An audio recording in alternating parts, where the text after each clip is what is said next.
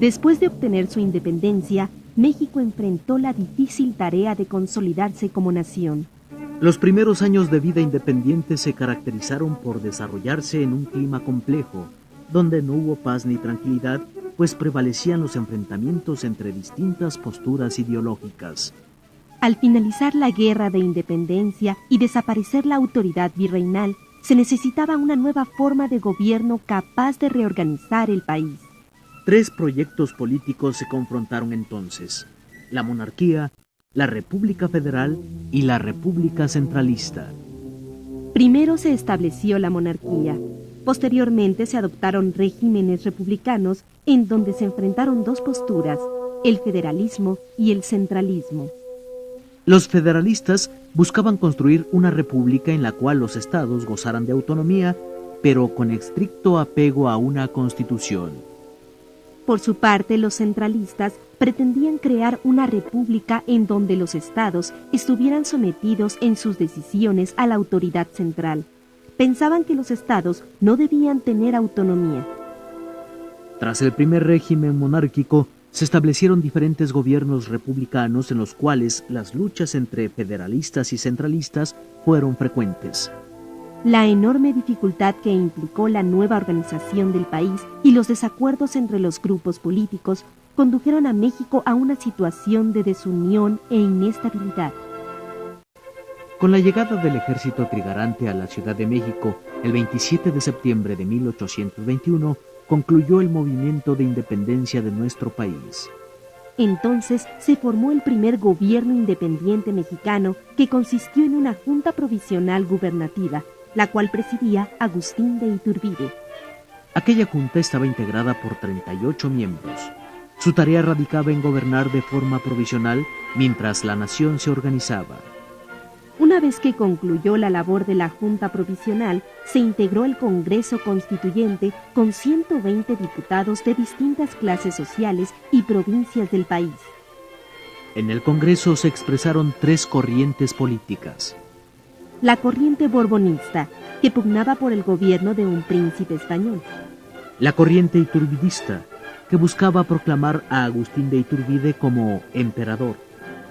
Y la corriente republicana, que, como su nombre lo indica, trataba de hacer de México una república. Debido a la presión popular, triunfó la corriente iturbidista y el Congreso se vio obligado a proclamar emperador a Agustín de Iturbide. Tras su coronación como Agustín I, Iturbide enfrentó un panorama desolador. El país se encontraba en quiebra debido a la guerra civil. Además, las minas, las industrias y el campo estaban en un completo abandono. Aunque algunos países europeos invirtieron en México, fue imposible para la monarquía superar las dificultades económicas. Iturbide enfrentó esta problemática con 2 medidas. Obligó al pago de impuestos y solicitó un préstamo. Tales medidas produjeron un malestar generalizado en la población. En el Congreso, los antiguos borbonistas se aliaron con los republicanos. La relación entre el Congreso y el emperador se volvió conflictiva. Finalmente, Iturbide decidió disolver el Congreso el 31 de octubre de 1822. La disolución del Congreso ocasionó la rebelión del comandante general de Veracruz, Antonio López de Santa Anna. Apoyado por Vicente Guerrero, Guadalupe Victoria y Nicolás Bravo, Santa Anna proclamó el Plan de Veracruz, donde exigía la reinstalación del Congreso. Iturbide intentó defenderse de la sublevación y para ello nombró a un comisionado, el general Echavarri. Sin embargo, el militar enviado por el emperador se sumó a los disidentes. Acorralado por las circunstancias, Agustín I terminó cediendo ante las peticiones de los rebeldes y abdicó al trono el 4 de marzo de 1823. Tras algunas semanas, abandonó el país. 10 meses apenas duraron los sueños imperiales de Iturbide. La caída del imperio obligó a una reorganización del país. Se eligieron diputados y se integró un Congreso con el objetivo de redactar una constitución. La mayoría del Congreso se inclinaba por dar a México la organización de una república federal, pero había un sector que prefería un régimen centralizado. El resultado de los trabajos del Congreso fue la Constitución de 1824, de carácter eminentemente federal. En ella se reafirmaba la independencia de México, su organización federal y la división del poder en 3 instancias: el poder legislativo, Cámara de Diputados y Senadores; el poder ejecutivo, presidente y vicepresidente; y el poder judicial, Suprema Corte de Justicia, tribunales y juzgados. Los centralistas no quedaron conformes con la Constitución. Continuaron luchando por imponer sus ideas e hicieron imposible que se respetara la legalidad de aquel documento. Bajo el régimen de la Constitución de 1824, fue electo para cumplir un mandato de 4 años el primer presidente de la República Mexicana, Guadalupe Victoria. Durante la gestión del primer gobierno republicano, se impulsó la educación lancasteriana, la creación de la Tesorería Federal y la fundación del Museo Nacional.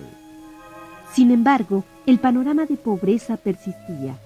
A ello se aunaba la inestabilidad provocada por los conflictos políticos. No era sencillo sobreponerse a los 3 siglos de explotación del régimen colonial ni a los daños ocasionados por la Guerra de Independencia. Para aliviar la situación económica, Guadalupe Victoria tramitó préstamos, pero el arcaico sistema financiero provocó un nuevo problema: el pago de los réditos. En 1828 hubo elecciones para la presidencia. En la contienda participaron 2 liberales, Manuel Gómez Pedraza y Vicente Guerrero. Aunque Gómez Pedraza ganó las elecciones, los partidarios de Guerrero se pronunciaron en contra de los resultados e hicieron un motín. Gómez Pedraza tuvo que abandonar el país y Vicente Guerrero asumió la presidencia, en la cual permaneció durante muy poco tiempo. Uno de los miembros del gobierno, el vicepresidente Anastasio Bustamante, se sublevó y derrocó a Guerrero. Bustamante argumentó que México no estaba preparado para un gobierno federalista y subió al poder el 1 de enero de 1830, imponiendo un régimen conservador. Con Bustamante la situación económica del país no mejoró. Se tomaron medidas para solucionar los desórdenes en la actividad agrícola. Diversos cultivos quedaron exentos de impuestos, pero la ausencia de un mercado nacional integrado nulificó tales esfuerzos. La industria y el comercio tampoco fructificaron. Los constantes robos en los caminos se convirtieron en un obstáculo difícil de sortear. El dinero de los impuestos era insuficiente. Los estados no entregaban contribuciones. Solo la Iglesia realizaba aportaciones económicas. La adversidad condujo al gobierno de Bustamante a solicitar más préstamos a los hombres adinerados. Empezaron a surgir manifestaciones en contra del gobierno. En el sur, Vicente Guerrero y Juan Álvarez encabezaron las primeras revueltas. Bustamante ordenó la aprehensión y el fusilamiento de Guerrero, quien murió el 14 de febrero de 1831. El asesinato de Guerrero provocó una reacción violenta que culminó con el pronunciamiento de la guarnición de Veracruz, encabezada por Antonio López de Santa Anna. Después de varios enfrentamientos, Bustamante firmó los convenios de Zabaleta que devolvieron la presidencia a Manuel Gómez Pedraza.